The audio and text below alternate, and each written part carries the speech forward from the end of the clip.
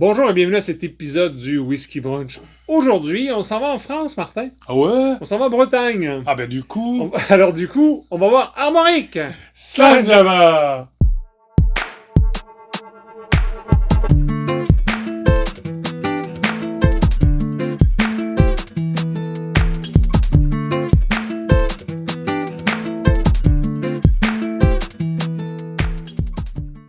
Salut les brancheurs, salut Martin. Bonjour, Comment Purix. Je vais t'appeler Versatilix. Versatilix. Versatilix et Purix.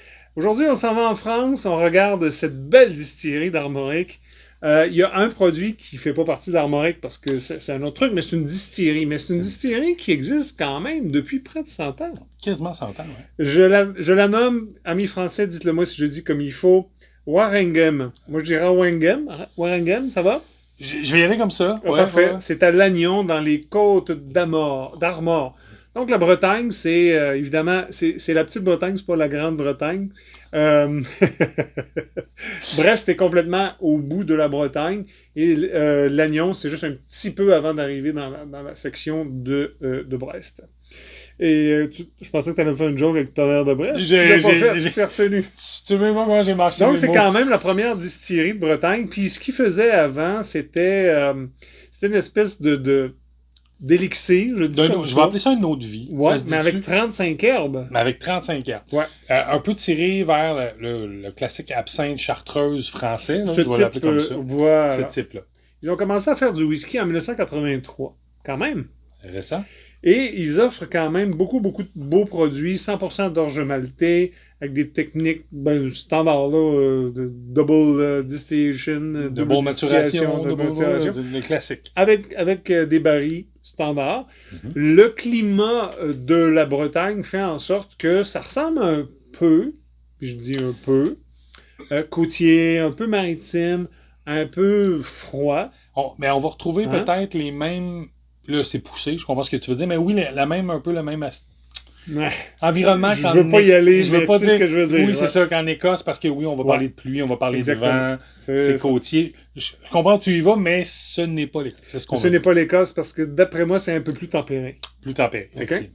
Ceci étant dit, on a 5 produits à vous montrer, 4 whiskies, 4 single malt, et l'oreille qu'on va finir avec, Martin. Oui. Je te laisse commencer avec les deux que tu as de ton côté. Ben écoute, je vais commencer, je pense, avec, je vais l'appeler classique, le 10 ans, qui est le 10 ans d'âge. C'est un 46% d'ABV. On parle de 114,25 autour dans le marché. Ouais. 114 $. Écoutez, il a passé 10 ans de vieillissement dans des fûts de Bourbon avant d'être transféré dans des fûts de Sherry Oloroso pour une période, un seasoning, je vais l'appeler comme ça. Donc, pour moi, c'est un classique. Oui. Mais en même temps, je vais le dire tout de suite, c'est un classique, mais avec une twist. Je vais dire ça comme ça. Je trouve qu'ils ont réussi à aller chercher une belle façon d'aller chercher des saveurs de malt et de fruits un peu plus exotiques. J'essaie de me distinguer du fameux classique là, Highlands ou Speyside, on se démarque quand même un petit peu. Donc, on va aller chercher vraiment un côté pomme verte, puis moi, petit côté ananas, petit côté fleur de vanille, puis, le classique de la pâte d'amande ou du marzipan un peu, le pain frais, cuit, tu sais, cette odeur-là de boulangerie, de pâtisserie, je vais dire ça comme ça.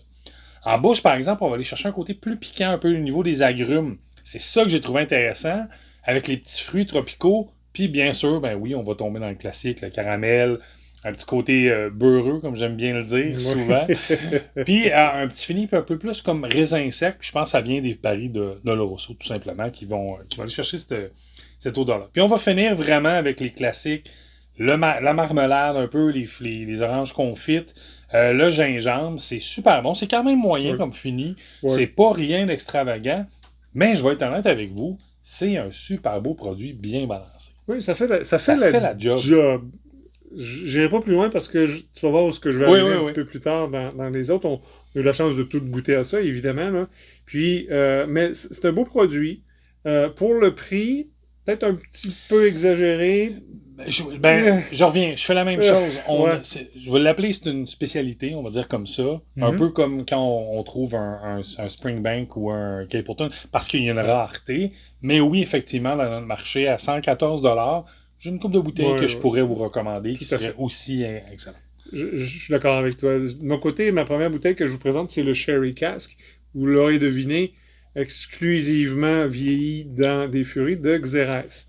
On parle de 46% d'ABV, 78 $. Fait que tu vois, là, moi, je suis confortable avec ça dans notre marché.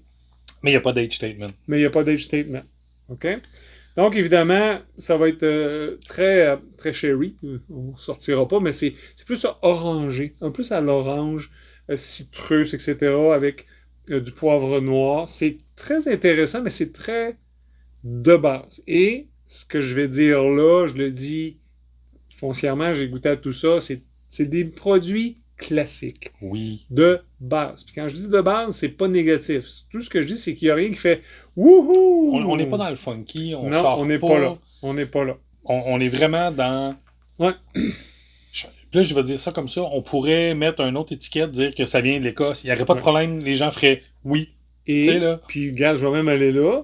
On a goûté des produits qui ressemblent à ça à Côte-des-Saints. Puis je dis pas que Côte-des-Saints, c'est ordinaire. Ce que je dis que pour le Québec, c'est exceptionnel. C'est ça. Mais ça ressemble quand même vraiment beaucoup. On pourra faire des belles comparaisons. Des belles comparaisons. Donc, au palais, c'est quand même relativement riche, très chocolat, avec des notes de pommes rouges. Mm-hmm. OK? Très intéressant. Et des mûres dans le fond. Au fond du palais à la fin. Le finish, c'est relativement moyen.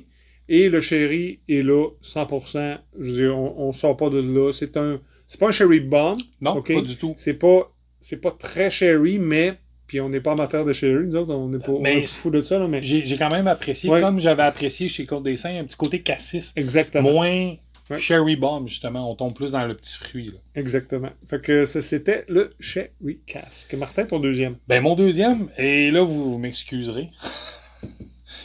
Au cas que je fais une erreur, encore une fois. Vas-y. Je l'appelle le Yonelez. Oui, c'est bon. Je pense que c'est correct. On parle d'un ABV de 46%. 108 $. Encore une fois, on tombe un peu plus dans l'abordable.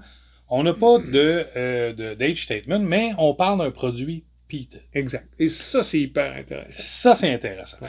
Dans le fond, Yonelez, en Jobic, ça veut dire, là, c'était un ancien marécage qui était un peu... ce qu'on appelle communément un peat bug. Oui, je vais le dire comme ça. Ou dans les milieux 1900, là, on faisait pousser l'orge, tout ça. Donc, on nous présente un produit à 50 ppm. C'est pas une bombe. Là. Non. C'est vraiment bien amené. C'est bien comment je pourrais dire ça? Bien apporté. Bien dans des fûts de Bourbon classiques. C'est très équilibré, puis c'est même doux. Je vais dire ça comme ça. C'est ça. On n'est pas Ardbeg, on n'est pas Lagavulin, on n'est pas ça, mais c'est une belle tourbe. Oui. Juste bien équilibré. Puis j'ai pensé à toi, moi, au nez, j'ai un petit côté... pain aux bananes avec des noix. Puis là, je me suis dit, Alain, je sais pas s'il va l'avoir trouvé. Monsieur Banane. Mais oui, c'est très noisesque. Parce qu'il nous en fallait un. Ça prend un esque. Ça nous prend un esque. La fumée est là, c'est très herbacé. On retrouve quand même les notes classiques du distil de la croustade, de la crème anglaise, les saveurs comme ça. En bouche, on a vraiment une belle...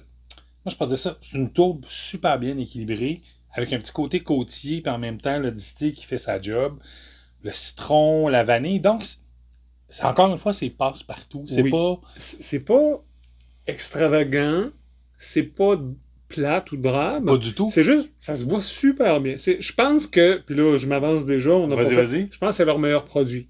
OK? Si j'avais à faire un choix, dire, si vous voulez Armorique, aller dans Yonelez, mais... Oui, j'irais... Non, par contre, le rail, on va y revenir un petit peu. Oui, non, ça... oui, mais en même temps... En tout cas, c'est pas Armorique. On va pas aller là, mais oui, effectivement, selon moi, dans la gamme qu'on a aujourd'hui, si vous avez un produit à retenir, oui, le Yonelez, c'est le produit qui, je vais dire, qui se démarque un peu plus du lot, puis qui est très intéressant par le côté peated, mais ils ont vraiment fait un beau travail. L'équilibre est très, très, très, très bien fait. Merci, Martin. Le deuxième produit que je vous présente, c'est le double maturation. Donc, il a commencé dans des fûts d'ex-bourbon, puis ensuite de sherry. Plus simple que ça, tu meurs. C'est ça que j'allais dire. Mais 46% sont les 16 $. Je le préfère aux 10. Le prix est très intéressant en partant. Mais la bouche aussi. Puis la bouche aussi. Donc, on a vraiment... c'est un peu plus, je veux pas dire complexe parce que c'est pas vrai, puis je sais pas combien de temps il a vieilli, c'est pas un age statement, mais il y a plus de saveur en bouche. Il y a plus d'arômes, ça se dit. plus de choses différentes. Ça joue un peu. C'est citrus, c'est des pommes, t'as du beurre salé. Moi, il y a un côté céréalier. Oui. Très intéressant. T'as même un petit côté côtier, pas inintéressant. Puis on l'a testé avec notre troisième comparse aussi, Eric, puis il y a eu la même réaction. On a fait les deux, puis on revenait, puis entre le 10 puis le double, on reprendrait le double. C'est pas une question de prix, là. Je parle de goût. À ce moment-là, c'était vraiment, vraiment, vraiment intéressant.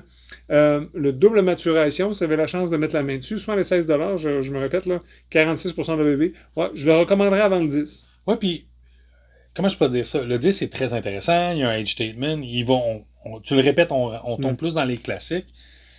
Moi, ce que j'ai aimé du côté de la double maturation, c'est ça, le petit côté côtier qui vient nous chercher.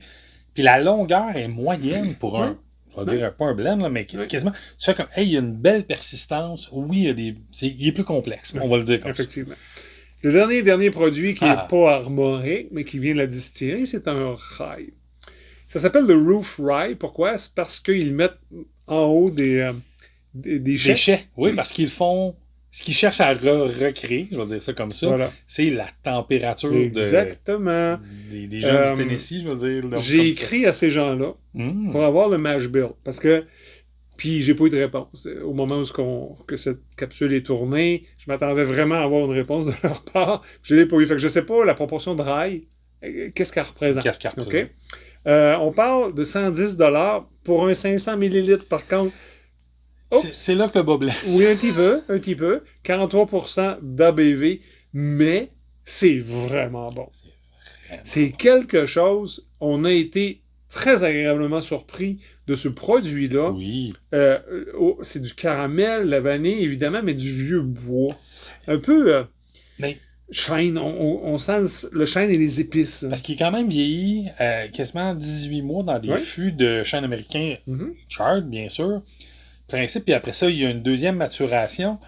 Je pense que, comme tu dis, ça l'aide énormément le produit. Puis le rail, qui est un épice, pas une épice, mais pardon, un grain plus corsé. Plus corsé. Ça vient lui donner ce goût-là, effectivement, de vieux bois, vieux cuir. Tu sais, il y a du vécu. On dirait qu'il y a plus de vécu qu'il y en a peut-être. On ne sait pas, là, on n'a pas tout ça, mais et c'est vraiment intéressant. En bouche, ça coule bien. Tu as le tabac un peu, comme tu dis, un peu même de fumée. Oui. Elle est très loin, très longue. Puis des oranges confites. C'est quelque chose. Vraiment, là. Ta fumée, moi, je vais le dire, de la torréfaction. Tu sais, comme l'odeur de café. L'odeur de café qui brûle, vous comprenez. La chaleur de l'odeur du café. Mais ouf, c'est un super beau produit. Moi, j'ai été flabbergasté quand on m'a servi un verre et on m'a dit tu devrais aimer ça, sans me dire ça venait d'où. Je suis tombé en amour, puis là, j'ai fait OK. Et puis on l'a ouvert, moi et Eric, puis on a fait t'as peu, là, c'est quelque chose. Malheureusement, je dis malheureusement, encore là, je reviens, c'est un 500 ml pour 110 $ à la SAQ. Oups! Mais si vous voulez quelque chose de spécial, les amateurs, là, puis vous avez la chance de goûter à ça, je sais pas combien il en reste, mais allez-y, sautez dessus, c'est vraiment très bon. Merci Martin. Merci Alain. C'était les produits armoriques. Merci à nos supporters français. On vous salue directement du Québec. On espère qu'on a bien rendu justice à vos produits. Et d'ici là, la prochaine fois qu'on se parle, c'est vrai, abonnez-vous. Ah oui, non, mais toujours, abonnez-vous. Commentaire. J'étais parti dans ma diatribe et hop. Si vous buvez, faites-le de façon responsable, pouce en l'air. Et à la prochaine fois, d'ici là, on vous dit Dramon!